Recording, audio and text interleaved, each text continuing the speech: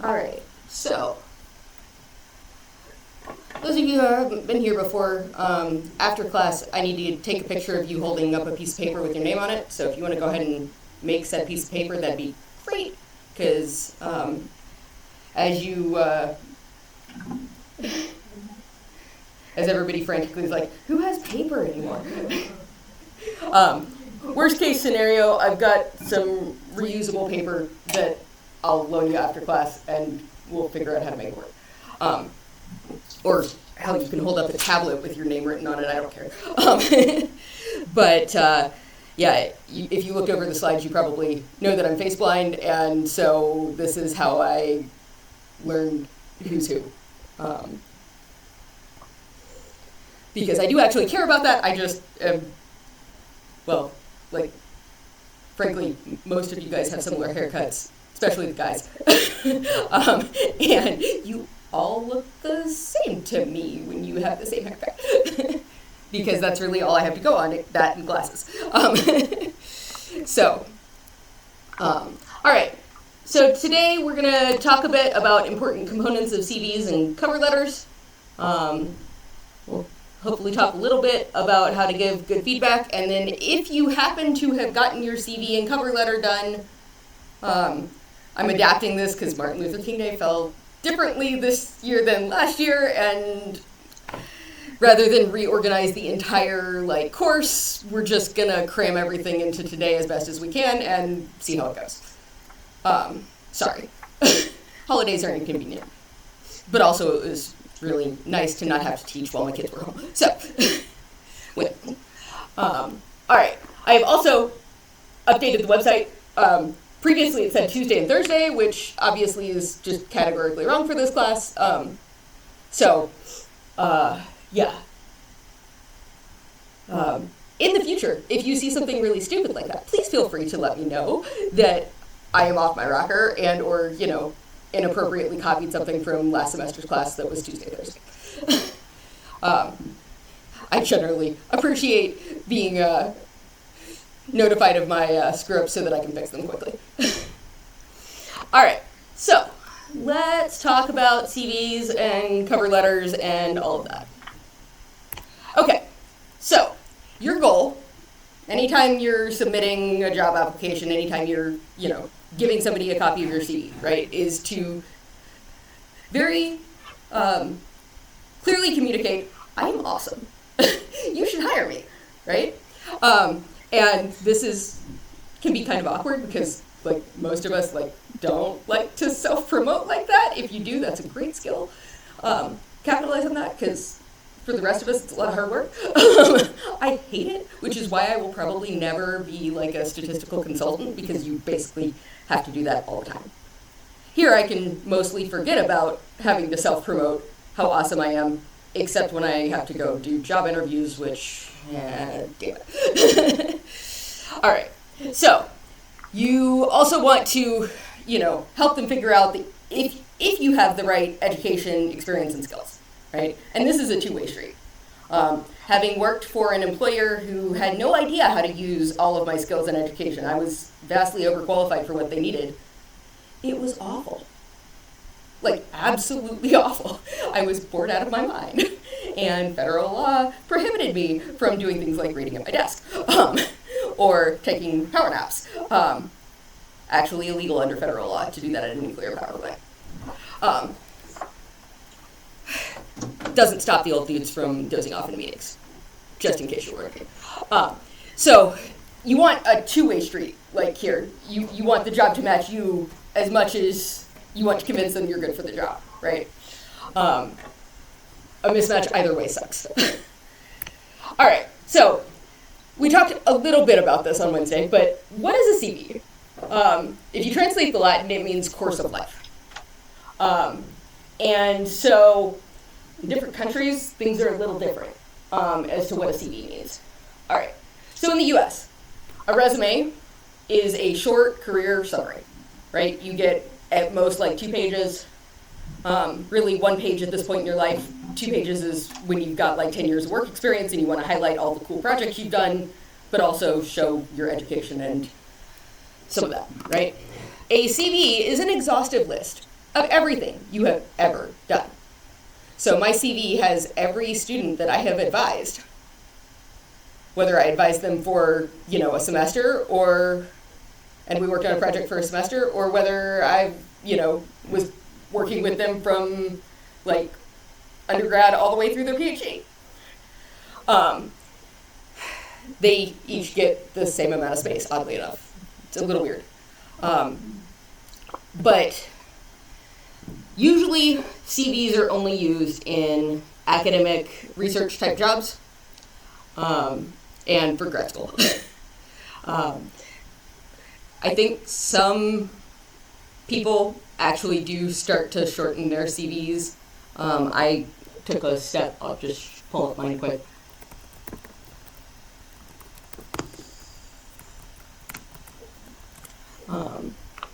So this bothers the hell out of me, by the way, but this random blank bit, but I can't figure out how to fix it. So I did take the step of like organizing my papers by year and numbering them by year. Some people hate that, but and want to see a full numbered list of every publication ever, but that just is not that helpful. And then I have like a pre-2020 thing. So things that were published before I started in a tenure track job. Type stuff. So mine is, at 14 pages, and every talk I've ever given, at least, hopefully, every talk that I've ever given. I'm pretty sure I've missed a few, but whatever. All the students I've worked with, all the committees I've been on, which, who cares about that stuff, right? So there's a lot of extraneous information. Now, academics care about that stuff mostly because they want to see that you've done things, like service things that aren't research or teaching. So, but couldn't you just list them out as here's a list? I don't know. Anyway, drives me a little nuts. But, all right, so that's what my CV looks like. I have colleagues whose CVs are like 60 pages. And I know this because I've attached them to like legal briefs and things. And when you hand somebody a legal brief that's like 200 pages, the lawyer's like, yeah, I'm not reading that. So the CV thing gets a bit excessive, right? All right. Now, the usage of CV, because some of you may be in a position where you're like, I don't know if I want to be applying for jobs in the US right now, especially if we take over Greenland or something nutty. So if you're applying for jobs in other English-speaking countries, like, I don't know, UK or Australia or New Zealand. A CV is what they call resumes for the most part. So it'll have your like professional and educational history all complete, but so it's a little longer than our resumes, but you do edit and highlight the most important things.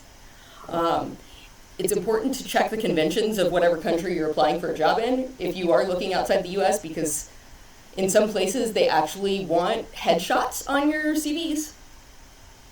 In the US that's kind of frowned upon because like we have all these non-discrimination rules, and giving that information away can be uncomfortable for companies, right? Because then there's no way for them to argue that they didn't have the information and thus couldn't discriminate. It's not a proactive problem, but it's just not done, right? So, all right, essential information. Name, contact info. This is, if you're using the GitHub portfolios that we set up last time, be careful what you put online. Don't maybe put your cell phone number online, maybe get a Google Voice number or something like that forwards to your cell phone, so that if somebody gets creepy on the internet, which, like, that's the internet, right? You can change the number at least.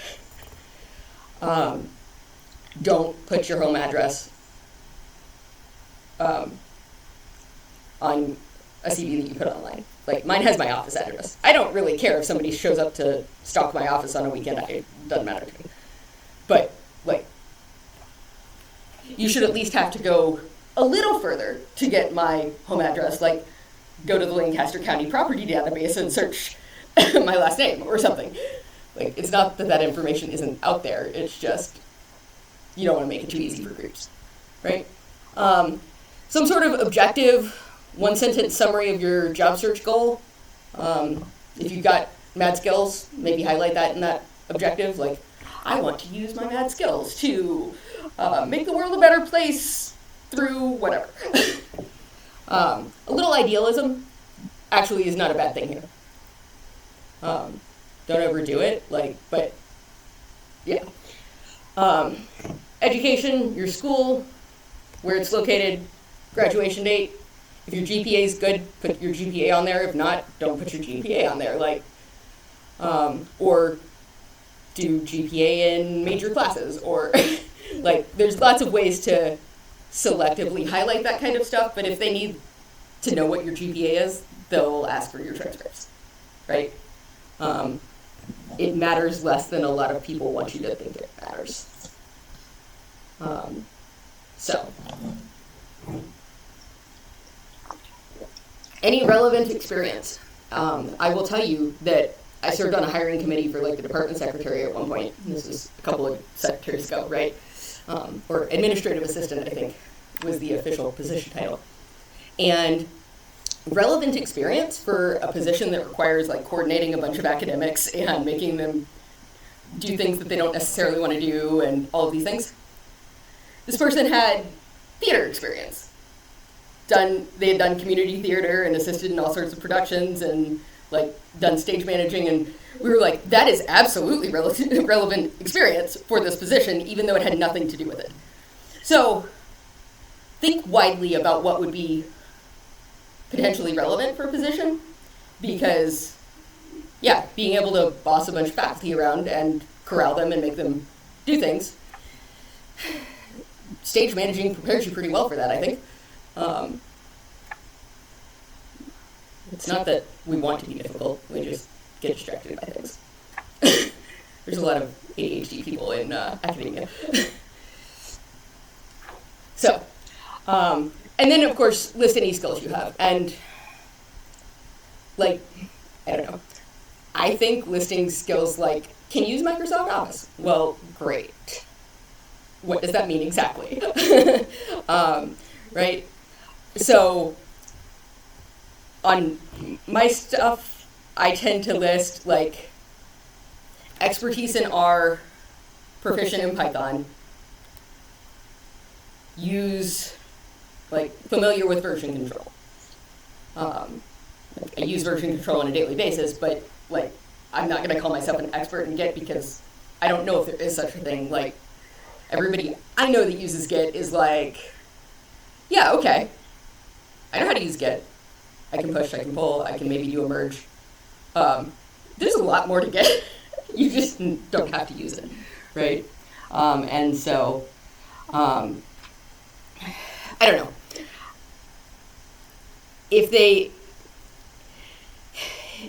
I would probably list JavaScript as something I'm familiar with. I don't know how to I'm not fluent in JavaScript. I'm not sure that there is fluent in JavaScript either because there's just too many variants of JavaScript. But I can mess with JavaScript enough to write code and to modify code, right? I might, for JavaScript especially, go through and just list for visualization, right? So parentheses D3 and high charts or something like that. So list the libraries. Because, again, there's a wide world. I would probably do that for Python too. Proficient in Python for data analysis. Because, again, I can do data analysis. I cannot design a desktop app of any sort because I don't know that kind of Python. And they are very different. My husband knows that kind of Python, and I'll ask him questions about how to do X, Y, Z, and he's like, I don't know. The set of Python functions that we actually know is both know is very, very small. Probably confined to basic if statements and list comprehensions, really tedious basic stuff. So list your skills out, but put the qualifiers on there that give them the right idea about your skills. You don't have to claim more than you know, but you also want to bound what you do know so that they can see whether your expertise is relevant or not. Right? All right.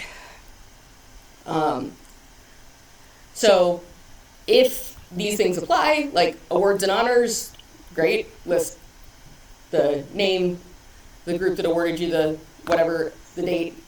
If it's a big scholarship or something, list the amount type stuff. That stuff isn't going to be super relevant once you have even 2 to 3 years of work experience. Okay. I took all my undergrad awards off a long time ago because, midway through graduate school, because they just didn't matter anymore. And it looked weird to have a bunch of awards from, my undergrad 5 years ago and then nothing since because, well, I was busy doing other stuff. So activities and hobbies, again, this is a judgment call, and everybody makes a different judgment call on this one. Definitely if they're relevant, if you teach a data science club for high schoolers or stuff like that, I would totally include it. If you, if your activities and hobbies would give away sensitive HR type information about you, that's its own judgment call, right? I tend to be sort of upfront with employers, and I can say this, because I've been on the job market and I've been doing interviews. I tend to be fairly blunt, because my general opinion is if it's not a good fit both ways, I don't want to work for them. If they can't handle snark, occasional swearing, I'm flexible on that, but a little bit. And yeah, mostly snark. If they can't handle that, it's never going to be a good fit because I can do a lot of things. I might even be able to tone down the swearing, but I can't tone down the snark. It just doesn't work. Me trying to be straight-laced, it's not going to happen. I'm also pretty blunt about, in academia, there's this thing called the two-body problem where you have to find a position for your significant other in the same geographic vicinity. I'm pretty blunt about that because if we can't find a way to make that work, the job's not going to work out, right? Other people use different strategies. So I guess what I'd say is if you're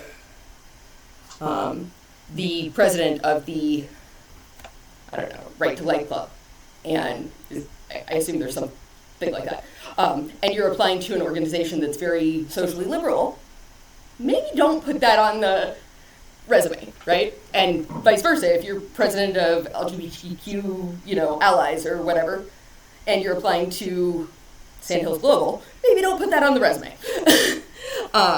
Know the culture of the organization you're applying to as best as you can get it, and try to match that, but also be very aware that if you're applying to an organization that has a vastly different culture and vastly different values than you do, you're not going to be happy.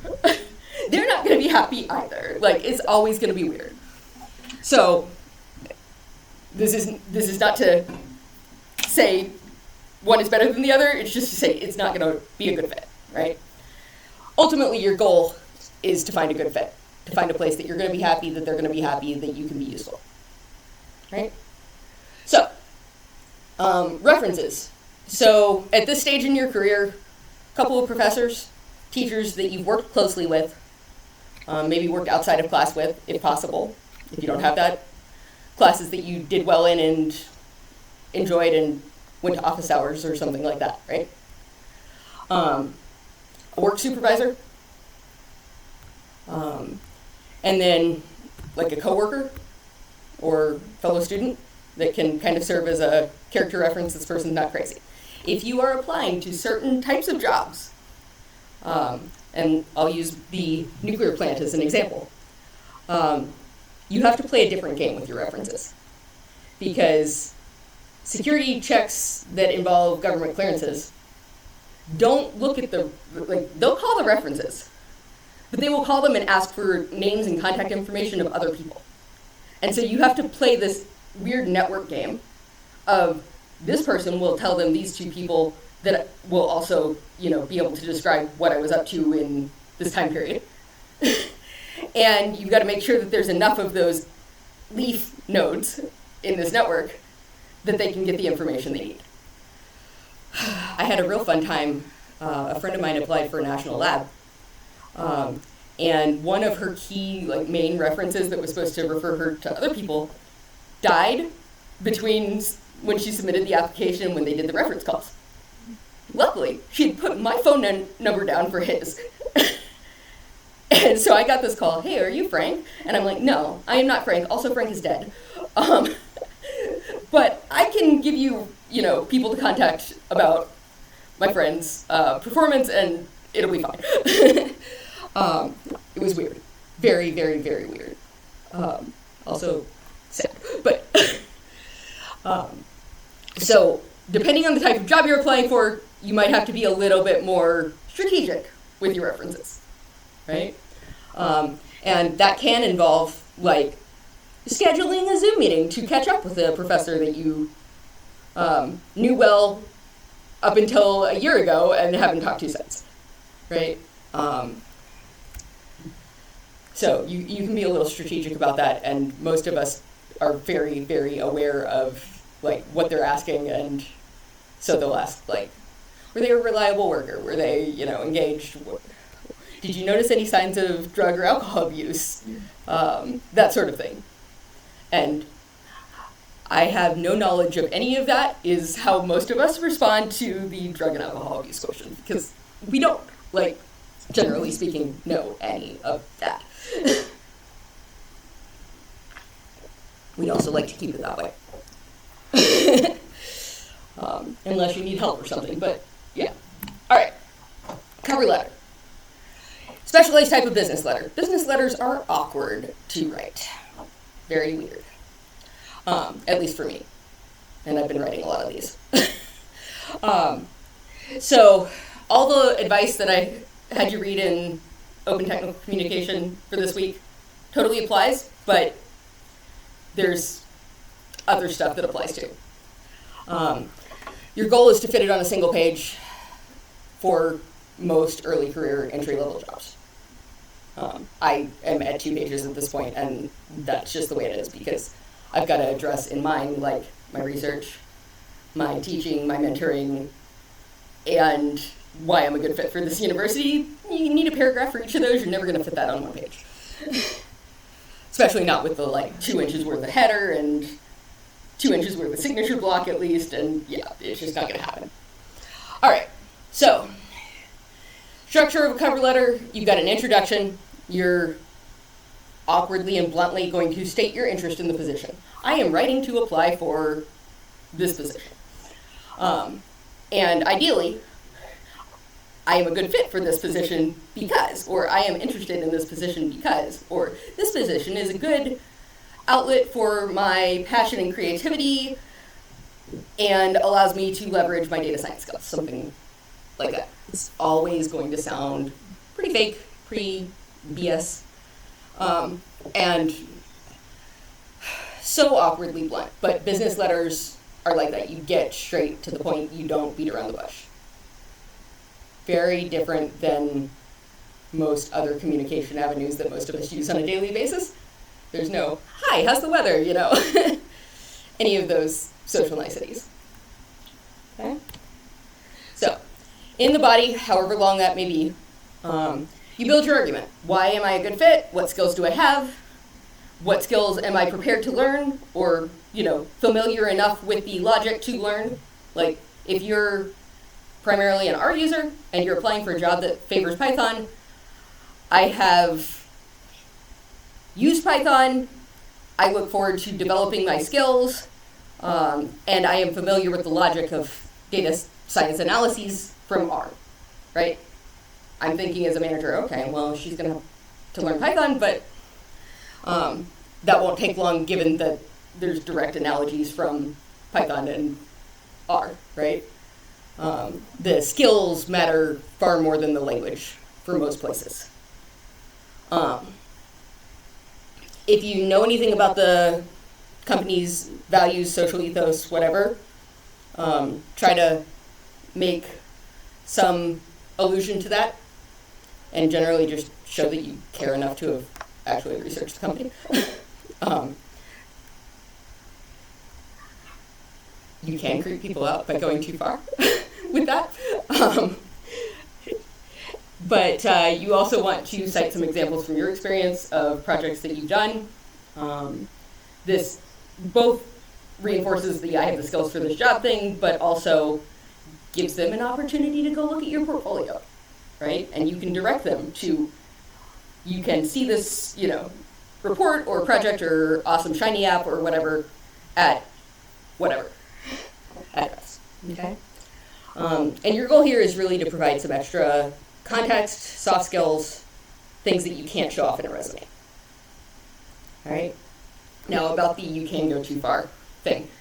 When my husband interviewed at the same nuclear power plant, he triggered a security alert because he had gone so far into the Nuclear Regulatory Commission's database that he found the design documents for the reactor and asked very specific, very detailed questions in his interview about things that they didn't think were online. And they were like, how did you know that? And he explained it wasn't a big deal, but he definitely over-researched some things. This is a consistent trend with the dude. I could tell you so many stories. When we bought a house, the spreadsheet went out to CZ in terms of calculations for the expected expenditures based on the house.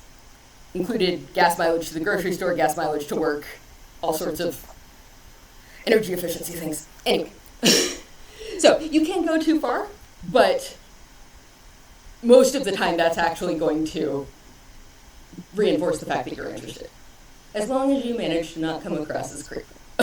So it's a fine line.